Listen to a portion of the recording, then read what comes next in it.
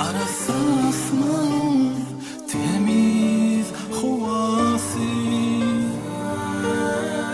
yanlansın madama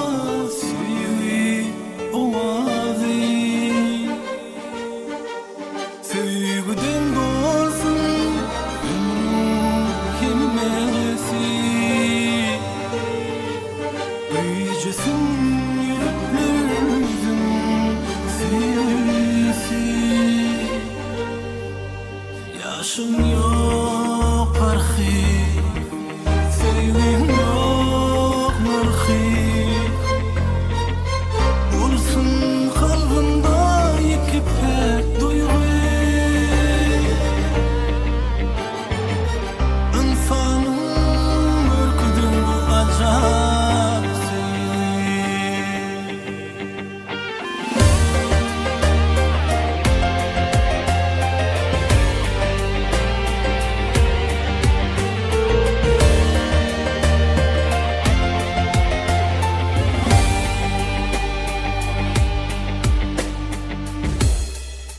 Kirlenen perdende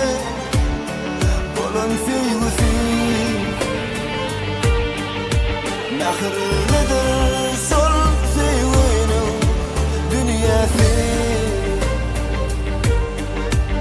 Aşık juvarlan birbirine vefası Yalnız yüreklerim bilkin çıkmaz